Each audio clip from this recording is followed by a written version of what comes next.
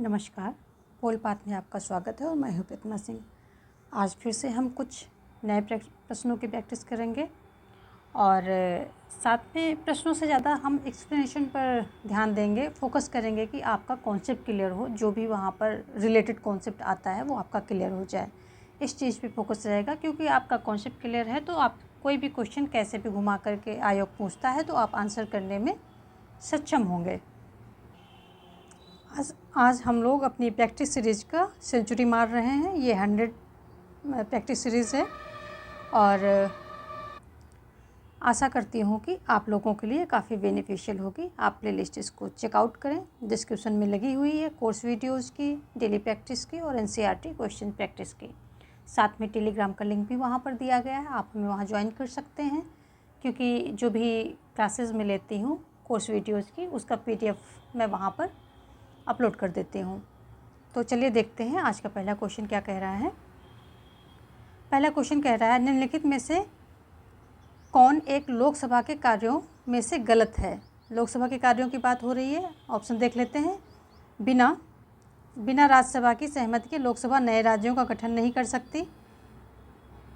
किसी स्थान को रिक्त घोषित करना। प्रक्रिया से संबंधित किसी नियम को स्थगित करने की शक्ति। डी, सॉलिसिटर जनरल की नियुक्ति। तो यहाँ पर बिल्कुल साफ साफ दिख रहा है जो ऑप्शन डी है ये जो है गलत है। अकॉर्डिंग टू क्वेश्चन ये ऑप्शन आपका सही है। अनुच्छेद 76 के अधीन भारत के महान्यायवादी का पद उल्लिखित है। 76 में इस पद का उल्लेख किया गया है और महान्यायवादी को अपने कर्तव्यों के पालन में भारत के राज क्षेत्र में सभी न्यायालयों में सुनवाई का अधिकार होगा। ऐसे मामलों की संख्या बहुत अधिक है जिनमें भारत सरकार पक्षकार होती है और इस तरह से उनकी सहायता के लिए सॉलिसिटर जनरल की नियुक्ति भारत सरकार की ओर से की जाती है। तो ऑप्शन डी जो है ये लोकसभा से कार्यों से संबंधित नहीं है। ठीक है, ऑप्शन डी यहाँ पर राइट हो जाएगा। देखेंगे हम अगला क्वेश्चन। देखिए ये सारे कॉन्सेप्चुअल क्वेश्चंस हैं, तो आप जो है पेन और कॉपी नोट लेकर के बैठेंगे और शॉर्ट नोट्स बनाएंगे। यदि आपको कोई भी नॉलेज नया लगता है तो नोट बनाएंगे। यदि आपको ऑलरेडी पता है, चीज़ें लर्न है, तो उसकी ज़रूरत नहीं है, तब भी आप शॉर्ट नोट कर सकते हैं। जैसे अनुच्छेद वगैरह और हल्का सा शॉर्ट एक माइंड मैप टाइप से बना सकते हैं। आगे देखेंगे, नियंत्रक एवं महालेखा परीक्षक अपनी रिपोर्ट किसे सौंपता है। लोकसभा के अध्यक्ष को, राष्ट्रपति को, वित्त मंत्री को, प्रधानमंत्री को। किसे सौंपता है जो है अपनी रिपोर्ट। तो यहाँ पर ऑप्शन जो है बी सही हो रहा है, राष्ट्रपति को। कैसे, क्यों? क्योंकि अनुच्छेद 148 में ये दिया गया है कि भारत का एक महालेखा नियंत्रक परीक्षक होगा। 148 में ये दिया गया है और जो देश की समस्त वित्तीय प्रणाली है उस पर जो है नियंत्रण करेगा और क्या करेगा कि सार्वजनिक धन का संरक्षक होगा। और अनुच्छेद 51 के अधीन महालेखा नियंत्रक परीक्षक अपनी रिपोर्ट राष्ट्रपति को सौंपेगा। ठीक है, तो 148 के अंतर्गत महालेखा नियंत्रक परीक्षक का जो है उल्लेख किया गया है और 51 के अधीन जो है ये राष्ट्रपति को अपनी रिपोर्ट सौंपेगा। ये बातें हो गई हैं। और राष्ट्रपति का कर्तव्य क्या है कि वह प्रतिवेदन को संसद के समक्ष प्रस्तुत करेगा। तो जो है 151 के तहत जो है राष्ट्रपति को रिपोर्ट ये जो महालेखा परीक्षक है ये सौंपेगा और राष्ट्रपति उसको संसद के सामने पेश करेगा, यानी कि रखेगा। ऑप्शन बी यहाँ पर सही हो रहा है। देखते हैं अगला क्वेश्चन। सारे क्वेश्चन बहुत ही इंपॉर्टेंट है, आप ध्यान से फोकस करके करेंगे और कोशिश करेंगे कि आप आंसर करें। आंसर करने से आपका फिक्सेशन होता है, लर्निंग होती है। आप आंसर ज़रूर करें। ये मतलब ही नहीं होता है कि आपको आता है या नहीं आता है, या फिर ये लाइव क्लास नहीं है या है। लाइव क्लास हो या ना हो, कैसे भी क्लास हो, आपका आंसर आना ज़रूरी होता है। आंसर आने से फिक्सेशन होता है, चीज़ें कंफर्म होती हैं। अगला क्वेश्चन, राज्यसभा में विशिष्ट ज्ञान अथवा व्यवहारिक अनुभव संपन्न कुछ सदस्यों को मनोनीत किया जाता है। वे निम्नलिखित में से किस क्षेत्र से होते हैं। किस क्षेत्र से होते हैं? साहित्य से होते हैं, विज्ञान से होते हैं, कला एवं समाज से होते हैं या उपरोक्त सभी से होते हैं। तो ये जो है उपरोक्त सभी, यानी कि जो अनुच्छेद 80 के अधीन क्या है कि ये प्रावधान किया गया है कि राज्यसभा में विशिष्ट ज्ञान रखने वाले 12 व्यक्तियों को मनोनीत किया जाएगा। ऐसा है, अनुच्छेद 80 के तहत ये प्रावधान है। और वो किस क्षेत्र से होंगे? साहित्य, विज्ञान, कला एवं समाज सेवा के क्षेत्र से जुड़े होंगे। तो वर्तमान में अगर हम बात करें कि राज्यसभा में कितने सदस्य हैं, तो 245 हैं। 245 सदस्य हैं, जिसमें 223 निर्वाचित हैं और 12 मनोनीत हैं। कितने हैं? 223 ये क्या है? निर्वाचित हैं, और 12 जो है क्या है? मनोनीत हैं। टोटल कितने हो गए? 245। ये राज्यसभा की जो है टोटल संख्या है सदस्यों की, ठीक है।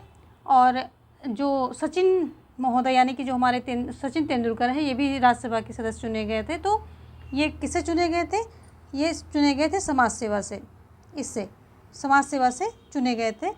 क्योंकि जो गेम है, लोगों को ये कन्फ्यूजन रहती है कि कला जो है, ये कला से चुने गए, तो वो गेम कोई कला नहीं है, वो कला के अंतर्गत नहीं आता है। ये समाज सेवा से चुने गए थे, समाज सेवा की कैटेगरी से ये चुने गए थे। तो ये ध्यान देने वाली बात है। आगे देखेंगे, यहाँ पर ऑप्शन डी आपका सही हो रहा है। जो जितने भी दिए गए हैं ये सभी जो है किससे हैं? संबंधित हैं। ये सारे जो है साहित्य, विज्ञान, कला एवं समाज सेवा। तो ऑप्शन डी जो है सही हो जाएगा। देखेंगे नेक्स्ट क्वेश्चन, किसी समिति की अनुशंसा पर भारतीय संविधान के 73वें संशोधन को पारित किया गया था? किस समिति की अनुशंसा पर भारतीय संविधान का 73वां संशोधन पारित किया गया था? 73वां संशोधन यानी कि जो हमारे पंचायती राज है, वो उस जो है 73वें संशोधन के द्वारा उसको लाया गया था। तो देख लेते हैं ऑप्शन हमारे, LM सिंघवी समिति, लिंगदोह समिति, PK थुंगन समिति या PV राव समिति। किस समिति के द्वारा जो है इसको, किस समिति की अनुशंसा से जो है 73rd ये संशोधन पारित किया गया था इसको? या फिर आप ये कह सकते हैं कि पंचायती राज व्यवस्था को जो है संकल्पना प्रपत्र तैयार करने का कार्य किया गया था। तो ये ऑप्शन ए, LM सिंघवी समिति, यहाँ पर ऑप्शन ए होगा। ऑप्शन ए है जो LM सिंघवी समिति, यही सही हो जाएगा। 16 जून और 1986 को पंचायती राज संबंधित संकल्पना प्रपत्र तैयार करने के लिए ग्रामीण विकास विभाग भारत सरकार ने LM सिंघवी की अध्यक्षता में एक समिति गठित की थी। तो 1986 में जो है LM सिंघवी की अध्यक्षता में एक समिति गठित की गई थी और उसी ने जो है 73rd संशोधन को पारित किया, मतलब अनुशंसा की गई थी कि जो है इसको जो है एक संवैधानिक दर्जा प्रदान किया जाए। तो LM सिंघवी समिति जो है यहाँ पर राइट आंसर है। आगे देखेंगे, लोकसभा के अध्यक्ष के कर्तव्यों के संबंध में कौन एक गलत सूचीबद्ध है?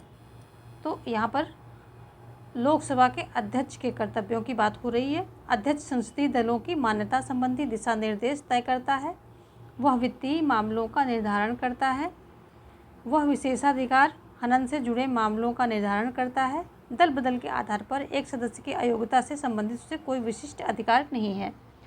तो यहाँ पर गलत सूचीबद्ध कौन सा किया गया है ये पूछ रहा है। तो यहाँ पर जो है अगर गलत सूचीबद्ध की बात की जाए तो ऑप्शन ए जो है सही हो रहा है। क्योंकि अगर हम लोकसभा अध्यक्ष जो अध्यक्ष की बात करें, लोकसभा अध्यक्ष की बात करते हैं, तो लोकसभा की बैठकों में पीठासीन होता है ये लोकसभा अध्यक्ष, और उसके कार्य को नियंत्रित करता है, यानी कि लोकसभा के कार्य को नियंत्रित भी करता है। और ये क्या करता है कि सदन की गरिमा और विशेषाधिकार बनाए रखने के लिए उत्तरदायी होगा। और क्या करेगा कि जो लोकसभा अध्यक्ष होगा वो निर्णायक मत देता है, यानी कि वोटिंग हो रही है तो वो मत नहीं करेगा, बट अगर वोटिंग जो है स्पष्ट नहीं हुई, क्लियर नहीं है और कोई निर्णय डिसीजन नहीं हो पाया है तो वो निर्णायक मत दे देगा जिस पक्ष में, तो उसी पक्ष में फैसला हो जाएगा। तो और ये भी निर्धारित करता है लोकसभा अध्यक्ष जो होता है कि कोई विधेयक धन विधेयक है या नहीं है। तो ये इसके जो है कुछ जो मेन कार्य हैं यही होते हैं। ऑप्शन ए यहाँ पर आपका राइट आंसर हो रहा है। आगे देखेंगे, निम्नलिखित में से किसके मानवीय व्यवहार की अनिवार्य इंजीनियरों आमुखीकरण देने का प्रयास किया? तो जो है निम्नलिखित में से किसके मानवीय व्यवहार की अनिवार्य इंजीनियरों ओरिएंटेशन देने का प्रयास किया है? इनपुट आउटपुट विश्लेषण, संरचनात्मक कार्यात्मक दृष्टिकोण, संप्रेषण सिद्धांत या व्यवहारात्मक दृष्टिकोण। तो जो संप्रेषण संबंधी ये सिद्धांत सूचना एवं गणित का क्षेत्र है और ऑप्शन सी जो है यहाँ पर आपका सही हो रहा है। ये सूचना और गणित का क्षेत्र है जो सूचनाओं को तकनीकी प्रक्रियाओं एवं मानव संप्रेषण की मानवीय प्रक्रियाओं का अध्ययन करता है। और जो ये है संप्रेषण के सिद्धांत का रॉबर्ट टी क्रेग के निबंध में एक क्षेत्र के रूप में संप्रेषण सिद्धांत के अनुसार संप्रेषण संबंधी प्राचीन जड़ एवं सिद्धांतों के बढ़ते आधिक्य के बावजूद इसके अध्ययन का कोई विशिष्ट क्षेत्र नहीं है जिसे संप्रेषण सिद्धांत के रूप में चिन्हित किया जा सके। तो ये सब संप्रेषण सिद्धांत की कुछ बातें हो गई। और ये जो है अगर क्वेश्चन में देखा जाए कि क्या जो इंजीनियरों ओरिएंटेशन देने का प्रयास किया गया, तो संप्रेषण यानी कि कम्युनिकेशन सिद्धांत, इसी के अंतर्गत ये जो है मानवीय व्यवहार की ओरिएंटेशन देने का प्रयास किया गया है। तो ऑप्शन सी जो है यहाँ पर सही हो रहा है कि जो है संप्रेषण सिद्धांत में ही ये मानवीय व्यवहार की अनिवार्य इंजीनियरों ओरिएंटेशन देने का प्रयास किया गया है। आगे देखेंगे हम। यह किसने कहा था कि यदि संप्रभुता निर्बाध नहीं है तो कोई राज्य अस्तित्व में नहीं रहेगा? लॉक ने कहा था, लास्की ने कहा था, ऑस्टिन ने कहा था, या इनमें से किसी ने भी नहीं कहा था? तो ये बात जो है किसने कहा था? ये बात ऑस्टिन महोदय ने कही थी। और ये कौन थे? ब्रिटेन के महान न्यायवादी थे, ब्रिटेन के महान न्यायशास्त्री थे। और इनकी पुस्तक की बात करें तो लेक्चर्स ऑन जूरिस्प्रूडेंस,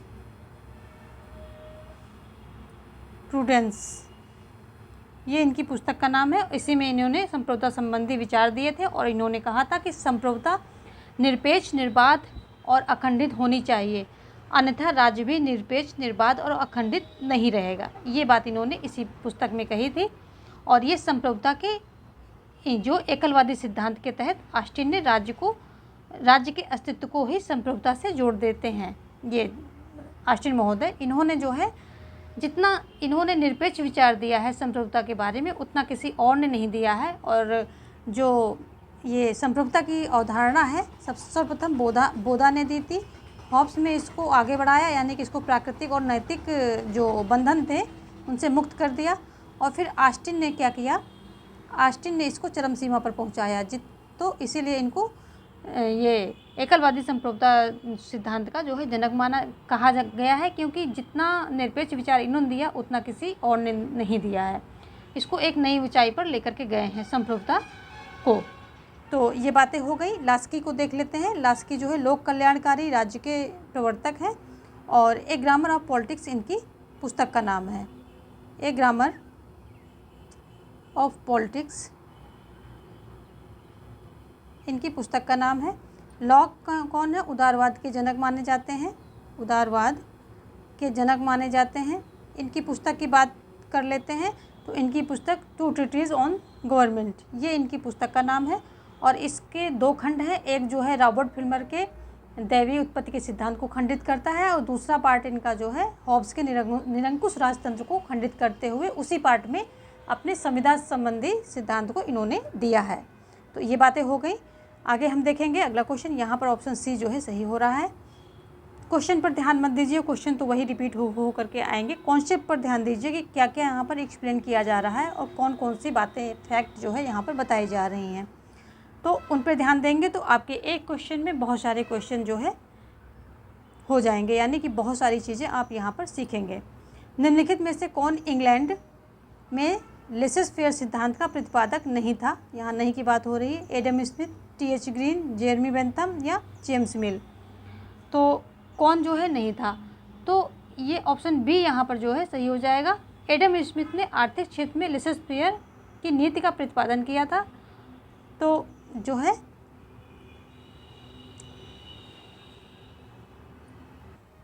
तो ऑप्शन बी यहाँ पर सही हो जाएगा। सबसे पहले इसको देख लेते हैं। टी.एच. ग्रीन महोदय, ये जो है इन्होंने लेसेस फेयर सिद्धांत का ये प्रतिपादक जो है नहीं थे। इंग्लैंड में इन्होंने लेसेस फेयर सिद्धांत का प्रतिपादन नहीं किया था। बाकी अगर हम एडम स्मिथ की बात करें तो आर्थिक क्षेत्र में लेसर-फेयर सिद्धांत को इन्होंने ही दिया था, और अहस्तक्षेप यानी कि राज्य की अहस्तक्षेप नीति की भी प्रतिपादन किया था कि राज्य को आर्थिक क्षेत्र में क्या हस्तक्षेप नहीं करना चाहिए, व्यक्तियों को पूरी छूट होनी चाहिए मार्केट में जो कंपटीशन की। और इनका ये मानना था कि जब कंपटीशन से व्यक्ति अपनी आय में वृद्धि करेगा तो नेशन की जो है आय में वृद्धि अपने आप हो जाएगी। तो इनकी बुक की अगर हम बात करें तो वेल्थ ऑफ नेशन, आर्थिक क्षेत्र में इनके विचार काफ़ी फेमस हुए हैं, और मतलब एक दो सदी तक वहाँ पर ये बुक जो है पूरे इंग्लैंड में और भी जगहों में, देशों में, यानी कि दुनिया के एक बड़े पार्ट में ये छाई रही ये बुक। और इनके बहुत अच्छे इसमें जो है विचार दिए गए, काफ़ी डेप्थ में इसमें बातें बताई गई हैं। इसी बुक में इन्होंने अपने लेसर-फेयर का सिद्धांत या हस्तक्षेप जो है राज्य का हस्तक्षेप सिद्धांत का प्रतिपादन किया था।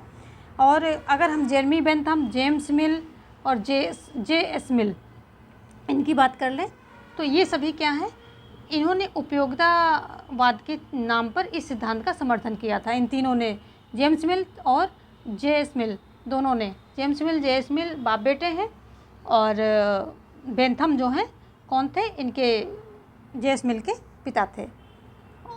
तो ये सभी जो हैं किसके, उपयोगितावाद के नाम पर इस सिद्धांत का इन्होंने समर्थन किया था। तो लेसर-फेयर सिद्धांत की बात हो रही है यहाँ पर। ऑप्शन जो है बी यहाँ पर सही हो जाएगा, इन्होंने नहीं किया था समर्थन, या ये इसके प्रतिपादक नहीं हैं।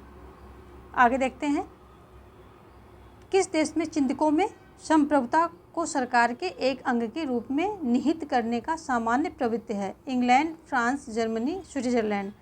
तो ये कहाँ पर है?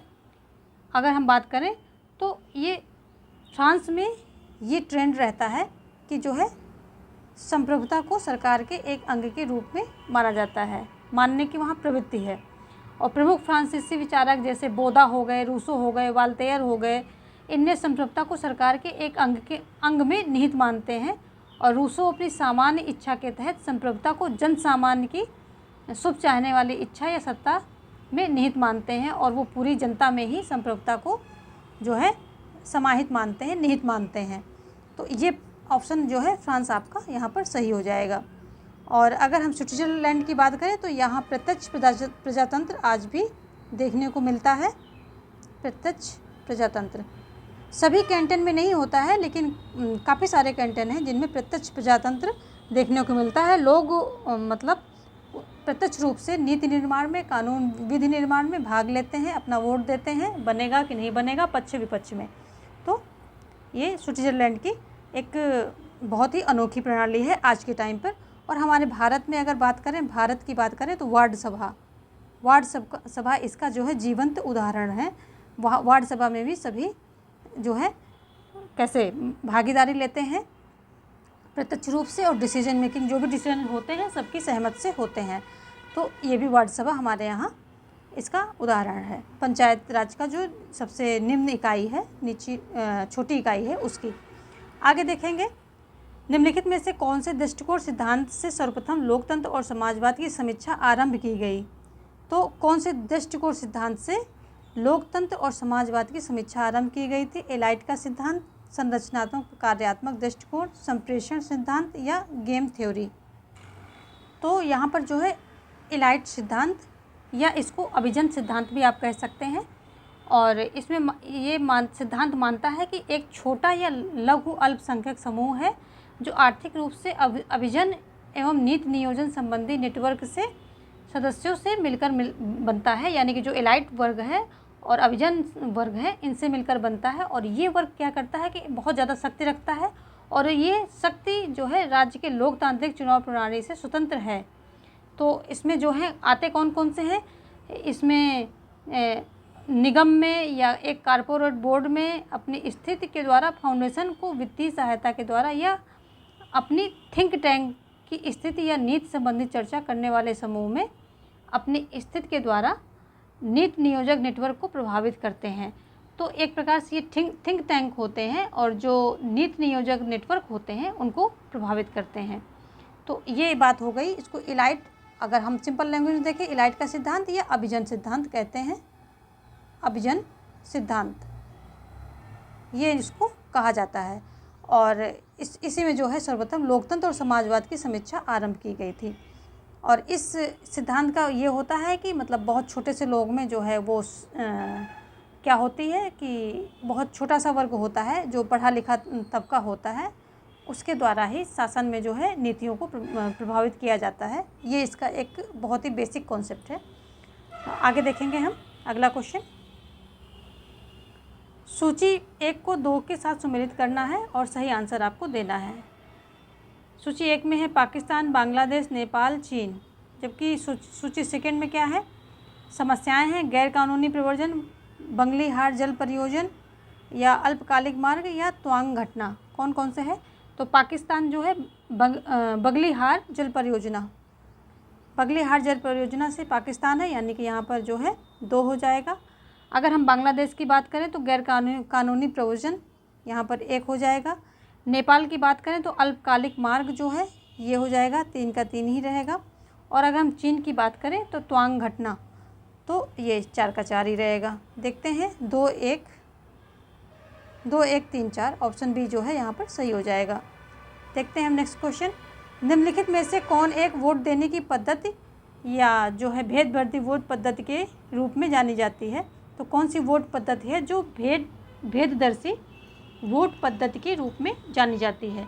बहुसंख्यक वोट पद्धति, बहुल वोट पद्धति, द्वितीय बैलेट वोट पद्धति, अधिमान्य वोट पद्धति, कौन सी वोट पद्धति है जो जानी जाती है? तो ऑप्शन जो है बी यहाँ पर सही हो रहा है। बहुल वोट पद्धति जो है कैसे भेददर्शी वोट पद्धति के रूप में जानी जाती है। और यहाँ पर हम अगर बहुल मतदान को समझें तो बहुल मतदान प्रणाली का अर्थ ये होता है कि कुछ व्यक्तियों को एक से अधिक मत प्राप्त होते हैं। इसके अंतर्गत एक ही व्यक्ति को कई रूपों में मताधिकार प्राप्त होता है, यानी कि मत देने का अधिकार प्राप्त होता है अलग अलग रूप में।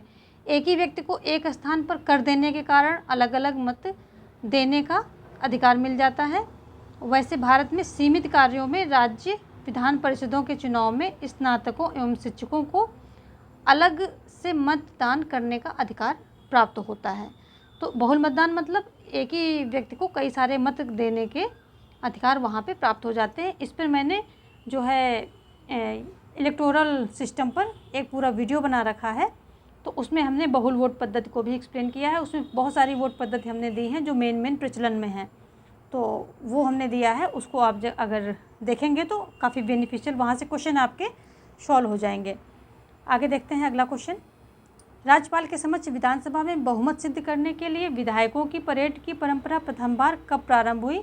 तो कब प्रारंभ हुई और कहाँ पर हुई? क्योंकि यहाँ पर साथ में राज्य भी दिए गए हैं, तो ये जो है ऑप्शन देख लेते हैं। 1967 में उत्तर प्रदेश में, 1970 में पंजाब में, 1974 में मणिपुर में या 1984 में आंध्र प्रदेश में। तो सर्वप्रथम 1967 में उत्तर प्रदेश राज्य में विधानसभा में बहुमत सिद्ध करने के लिए विधायकों की परेड की परंपरा प्रारंभ हुई थी। ऑप्शन ए जो है यहाँ पर आपका सही हो जाएगा। देखेंगे हम नेक्स्ट क्वेश्चन। आज के सारे ही क्वेश्चन कॉन्सेप्चुअल हैं, तो आप इसको जो है ध्यान देंगे। राजनीतिक दलों के दोषों के संबंध में क्या गलत है? वे राजनीतिक पक्षपात को प्रोत्साहित करते हैं, वे एक व्यक्ति की विचाराभिव्यक्ति की स्वतंत्रता का हनन करते हैं, वे शक्ति पृथक्करण की कठोरता को तोड़ते हैं, वे लोगों को बांटते हैं। तो जो है जो राजनीतिक दलों के दोषों के संबंध में क्या गलत है? दोष तो हैं, सारे दोष ही दिए गए हैं, पर गलत क्या है? तो जो है ये ऑप्शन बी यहाँ पर गलत हो जाएगा।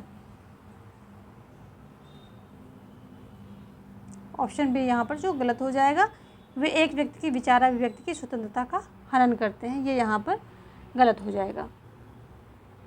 ये राजनीतिक दल होते क्या हैं कि अपने उद्देश्यों के लिए कुछ विचारधाराओं पर चलते हैं, लेकिन अपने जो है हितों को मतलब फुलफिल करने के लिए ये विचारधाराओं में चेंजेस भी कर सकते हैं। ऐसा कुछ ज़रूरी नहीं कि एक विचारधारा ले ली तो उसी पर ये ज़िंदगी भर अटके रहेंगे, नहीं, अकॉर्डिंग टू सिचुएशन ये चेंज हो जाते हैं। आगे देखेंगे हम। अगला क्वेश्चन कह रहा है राजनीतिक दलों के सिद्धांत के संदर्भ में निम्नलिखित में से किसका प्रतिपादन मॉरिस डुवर्जर द्वारा किया गया है? द्विदलीय व्यवस्था, संरचना के आधार पर चतुर्वर्गीय वर्गीकरण या संवर्ग पर आधारित दल या मिलीजुली बहुदलीय व्यवस्था। तो यहाँ पर जो है मॉरिस ड्यूवर्जर द्वारा संरचना के आधार पर चतुर्वर्गीय वर्गीकरण जो है ये मॉरिस ड्यूवर्जर द्वारा इसका प्रतिपादन किया गया है।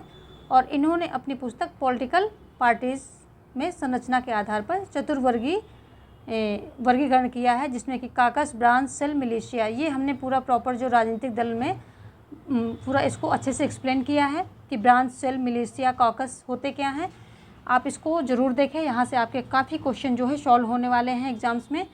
टाइम नहीं है तो स्पीड पे डाल के देख लेना, लेकिन स्किप मत करना। स्किप करेंगे तो आप कॉन्सेप्ट को समझ नहीं पाएंगे, क्योंकि जितना मैं लिखती नहीं हूँ उससे ज़्यादा मैं बोलती हूँ, तो बोलने से आपका बहुत सारा अगर आप स्किप करते हैं तो छूट जाता है। तो हम फिर भी चलो एक बार हम आपको ये ब्रांच बता देते हैं कौन कौन सी ब्रांच हैं जो इन्होंने पॉलिटिकल पार्टीज़, ये इनकी पुस्तक है किसकी, ड्यूवर्जर की, पॉलिटिकल पार्टीज़, ये इनकी बुक है। इसी में इन्होंने विवरण दिया है इस चीज़ का, और कौन कौन से इन्होंने बांटे हैं। तो caucus, branch, cell, militia, important है, इसको हल्के में मत लीजिएगा। मिलिशिया यूट्यूब पर सब जो है आसान क्वेश्चंस को लेकर के आते हैं, और बच्चे कहाँ फंसते हैं, बच्चे जो टफ कॉन्सेप्ट होते हैं उसमें फंस जाते हैं। तो मेरा उद्देश्य है कि मैं आपको यूट्यूब पे जो नहीं मिल रहा है आपको वो मैं दूँ, यानी कि थोड़ा सा टफ लेवल लेकर के आऊँगी, ताकि आपके जो डिफ़िकल्टी लेवल के क्वेश्चंस हैं वो भी सॉल्व होते रहें। इजी लेवल के तो आपको यूट्यूब पे भरे मिलेंगे, वो तो आप कर ही रहे हैं। तो मेरा उद्देश्य है कि मैं आपको डिफ़िकल्टी लेवल पे लेकर के चलूँ। जो चीज़ आपको मिल रही है उसको देने से कोई फ़ायदा नहीं है, जो नहीं मिल रही है वो दे करके आपका जो है आपकी हेल्प की जा सकती है। तो मैं वही हेल्प करने की कोशिश कर रही हूँ। यहाँ पर जो है ये 4 प्रकार के वर्गीकरण किए गए हैं। तो संरचना के आधार पर चतुर्वर्गीय वर्गीकरण दिया गया है, और इसके बारे में ऊपर इनकी संरचना कैसे होती है, क्या क्या इनकी बातें हैं, तो वो सारा हमने वीडियो में दे रखा है। आप वो वीडियो देखेंगे तभी पूरी चीज़ें जो हैं आपको समझ में आएंगी। चलिए देखते हैं अगला। मानव अधिकारों के संदर्भ में स्वतंत्र जन्मा है और स्वतंत्र रहेगा, इसे निम्नलिखित में से किस अभिलेख से लिया गया है। अमेरिकी स्वतंत्रता घोषणा पत्र, फ्रांसीसी मानवाधिकार घोषणा पत्र, यूएन सार्वभौमिक मानवाधिकार घोषणा पत्र, या भारतीय संविधान। किससे लिया गया है ये? तो ये जो है 1789 में फ्रांस की जनता ने अनुभव किया था कि मनुष्य के अधिकारों की अज्ञानता, उपेक्षा तथा अवहेलना के कारण सरकारी तंत्र निरंकुश एवं भ्रष्ट हो गया है, और इसलिए जनता और उनके प्रतिनिधियों के आंदोलन के फलस्वरूप 1789 को मानव एवं नागरिक के अधिकारों की घोषणा अंगीकार की गई। और ऑप्शन बी जो है यहाँ पर सही हो जाएगा, फ्रांसीसी मानव अधिकार घोषणा पत्र, ये ऑप्शन यहाँ पर सही हो जाएगा। आगे देखेंगे हम। राजनीतिक प्रतिनिधित्व सुनिश्चित किया जाता है राजनीतिक दल, न्याय संविधान, या विधान पालिका, राजनीतिक दल, न्यायालय, या राजनीतिक दल, विधान पालिका, संविधान, या विधान पालिका, न्यायालय, कार्यपालिका। किससे जो है ये सुनिश्चित किया जाता है? किसकी बात हो रही है? राजनीतिक प्रतिनिधित्व की बात हो रही है। किससे सुनिश्चित किया जाता है? तो ऑप्शन सी यहाँ पर सही होगा, राजनीतिक दल, विधान पालिका, संविधान, इनसे जो है राजनीतिक प्रतिनिधित्व सुनिश्चित किया जाता है।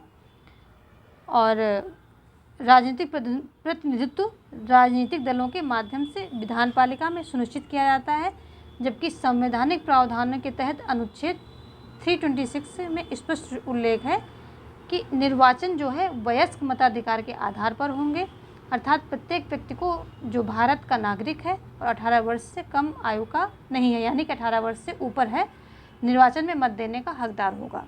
तो ये सारी चीज़ें जो हैं राजनीतिक दल, विधान पालिका और संविधान, इनसे जो है राजनीतिक प्रतिनिधित्व सुनिश्चित किया जाता है। इसके कुछ प्रावधान जो है संविधान में दिए जाते हैं, फिर विधान पालिका में और राजनीतिक दलों के द्वारा ये सारी चीज़ें प्रक्रिया जो है चलती रहती है। आगे देखेंगे हम। किस उच्च न्यायालय के क्षेत्राधिकार के अंतर्गत सबसे अधिक राज्य आते हैं? मद्रास उच्च न्यायालय, कलकत्ता उच्च न्यायालय, मुंबई उच्च न्यायालय, या गुवाहाटी उच्च न्यायालय। तो ऑप्शन डी यहाँ पर सही हो जाएगा। जो गुवाहाटी उच्च न्यायालय है इसके अंतर्गत जो है सबसे ज़्यादा आते हैं, और इसमें जो है कौन कौन से आते हैं? गुवाहाटी उच्च न्यायालय के अंतर्गत असम, मणिपुर, मेघालय, नागालैंड, त्रिपुरा, मिजोरम तथा अरुणाचल प्रदेश आते हैं। पूर्व में यह असम उच्च न्यायालय के नाम से जाना जाता था, और 1971 में इसका नाम गुवाहाटी उच्च न्यायालय की कर दिया गया है।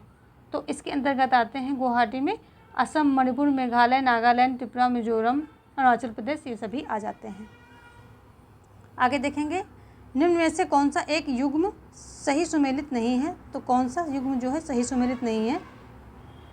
गुवाहाटी उच्च न्यायालय को एक बार थोड़ा सा देखेंगे कि गुवाहाटी उच्च न्यायालय में इतने सारे नाम हमने बताए हैं, लेकिन इसमें अगर मेन देखें तो मेन हो जाते हैं कौन से? असम, अरुणाचल प्रदेश, नागालैंड और मिजोरम राज्य आते हैं। कौन कौन से आते हैं लिख लेते हैं इसको हम। असम, अरुणाचल प्रदेश, असम, अरुणाचल प्रदेश,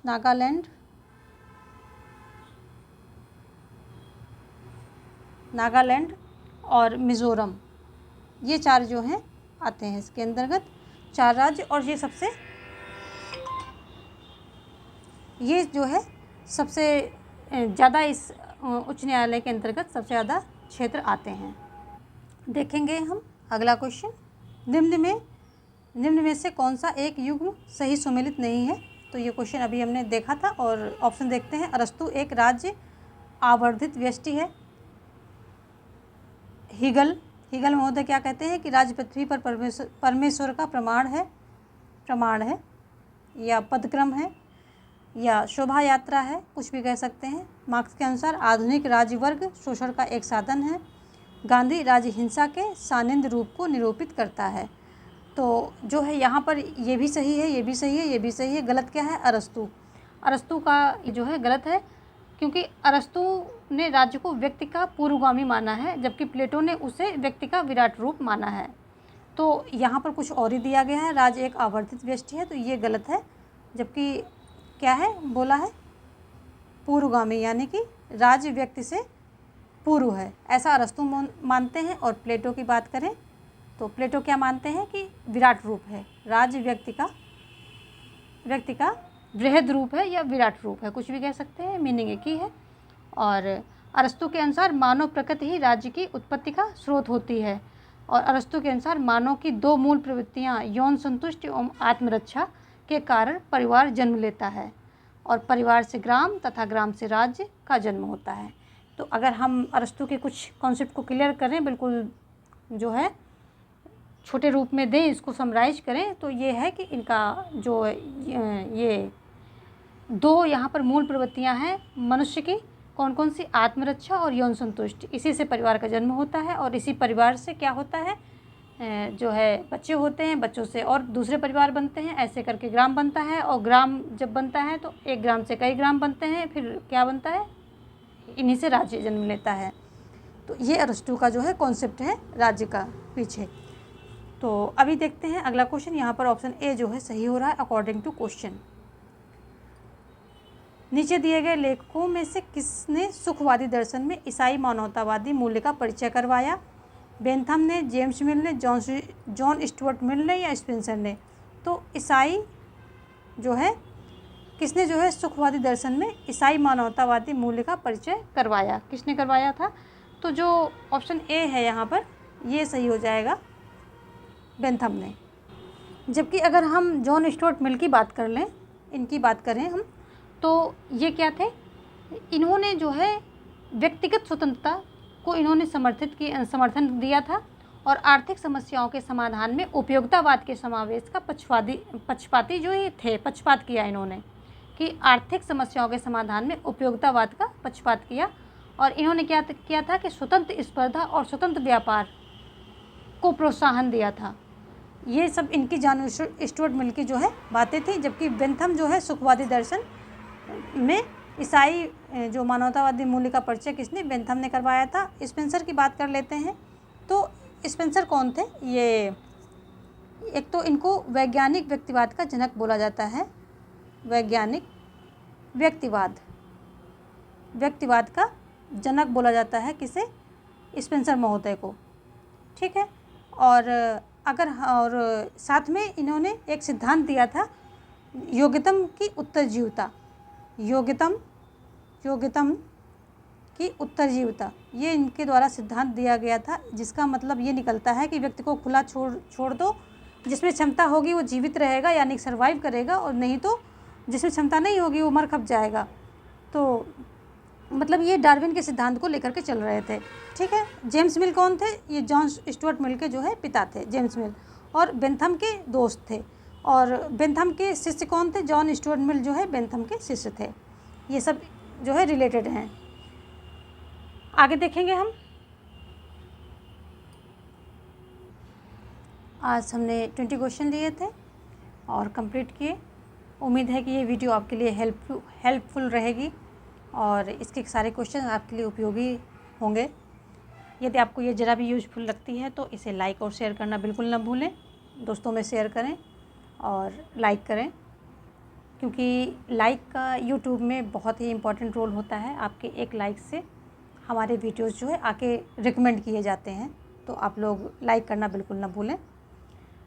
इसी के साथ हम यहाँ पर विराम लेना चाहेंगे और मिलते हैं कुछ और क्वेश्चंस के साथ और कुछ और जो है कोर्स वीडियोज़ के साथ। हो सकता है आज कम क्वेश्चन लिए हैं तो दूसरा वीडियो भी अपलोड हो जाए, और क्योंकि मैं 40 से 50 क्वेश्चन देने की आपको कोशिश करूँगी, तो अगर एक वीडियो छोटा होता है तो दूसरा वीडियो मैं अपलोड करने की कोशिश करूँगी दूसरे टाइम पे। तो आप जो है नोटिफिकेशन ऑल पर क्लिक कर लें ताकि मेरे सारे वीडियोज़ जो है आपके पास पहुँचते रहें। धन्यवाद।